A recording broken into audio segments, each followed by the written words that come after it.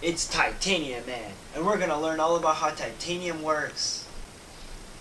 Titanium is a chemical element with an atomic number of 22 and its symbol is Ti, with its first ore discovered in 1971 in Cornish beach sands by William Gregor, an English clergyman. It is a strong, lustrous, corrosion-resistant transition metal with a silver color. It's light in weight with a density of 4.51 grams per cubic centimeter, midway between iron and aluminum.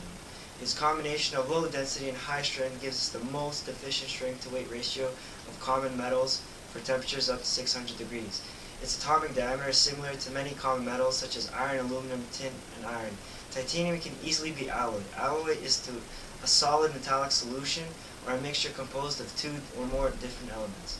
To improve its properties, this allopatric behavior and the capacity to alloy with many elements result in titanium alloys that have a wide range of mechanical and corrosion-resistant properties. Although titanium ores are abundant, the high reactivity of the metals with oxygen, nitrogen, and hydrogen in the air at elevated temperatures necessitates complicated and therefore costly production and fabrication processes. Workable mineral deposits are dispersed worldwide and include sites in Australia, the United States, Canada, South Africa, Sierra Leone, Ukraine, Russia, Norway, Malaysia, and several other countries. Typical mining is by open pit. A suction bucket wheel on floating dredge supplies a mineral-rich sand to a set of screens called trommels, which remove unwanted materials. Typically, the minerals are separated from waste material by gravity separation in a wet spiral concentrator. The resulting concentrates are separated by passing them through a complex series of electrostatic, magnetic, and gravity equipment. Titanium is a tremendously useful metal and very abundant, yet only 186,000 tons of it are produced a year. The production of titanium metal accounts for only 5% of annual titanium mineral consumption. The rest goes to titanium pigment industry.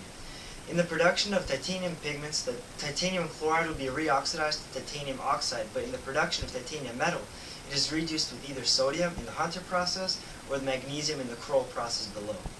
These reactions take place in a large sealed steel vessel at approximately 800 degrees to 1000 degrees Celsius in a contained environment to avoid contamination of the product by air or moisture. Both processes produce titanium in the form of a highly porous material called sponge, with the salts sodium chloride or magnesium chloride entrapped in the pores. The sponge is crushed and the metal and salts are separated by either a dilute acid leach or by high temperature vacuum distillation. The salts are recycled through electrolytic cells to produce sodium or magnesium for reuse in metal reduction and chlorine for reuse in chlorination of the ore. The conversion of titanium sponge can be divided into three separate steps. 1. The pure titanium sponge can then be converted into a usable alloy via a consumable electrode arc furnace. At this point, the sponge is mixed with the various alloy additions and scrap metal. The exact proportion of sponge to alloy material is formulated in a lab prior to production. The mass is then pressed into compacts and welded together, forming a sponge electrode. 2. The sponge electrode is then placed into a vacuum arc furnace for melting. In this water-cooled copper container, an electric arc is used to melt the sponge electrode to form an ingot. All of the air in the container is either removed, forming a vacuum, or atmosphere is filled with argon to prevent contamination. Typically, the ingot is remelted one or two more times to produce a commercially acceptable ingot. In Canada, most ingots produced by this method weigh about 9,000 pounds and are 76.2 centimeters in diameter. 3.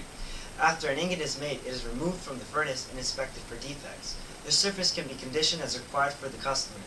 The ingot can then be shipped to the finished goods manufacturer where it can be milled and fabricated into various products. Alloys.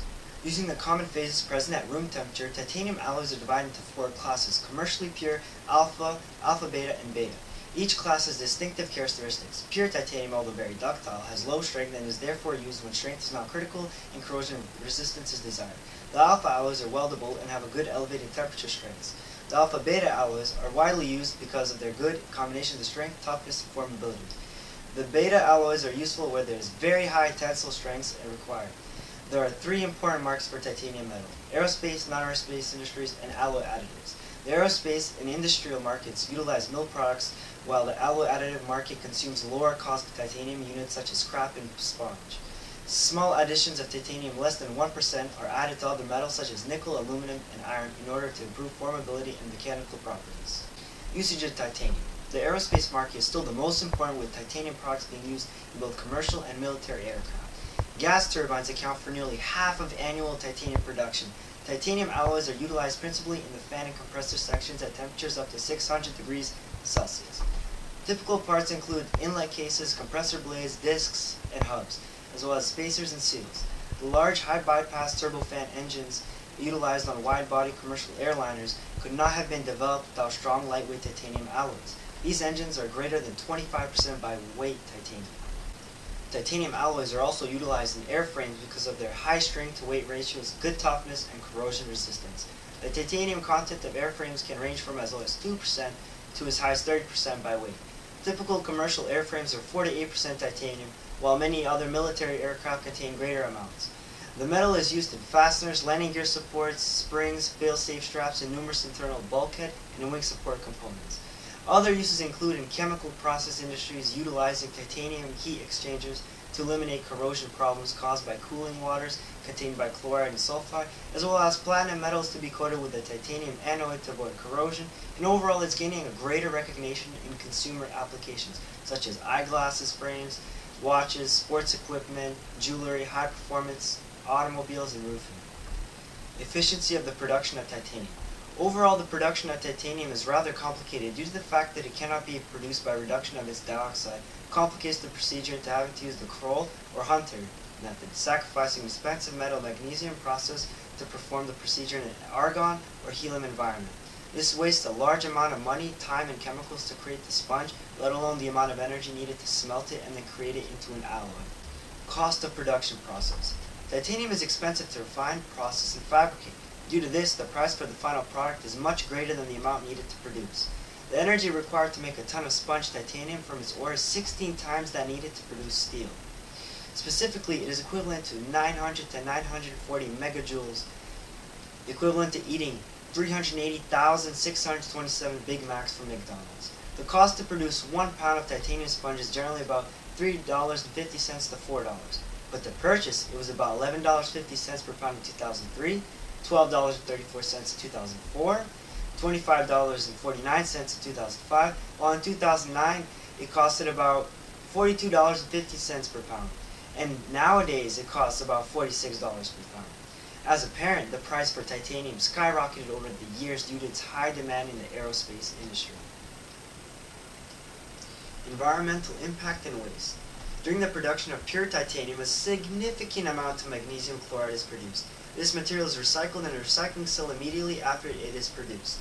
The recycling cell first separates out the magnesium metal, then the chlorine gas is collected. Both of these components are reused in the production of titanium. Otherwise, titanium is complicated to produce, but it does not create a significant amount of waste or pose substantial amounts of threats. It has a very low toxicity level and only poses a fire hazard when in sponge or powdered form, where it may react with oxygen in the air and explode. But then this is performed in an argon or helium-contained environment to prevent this.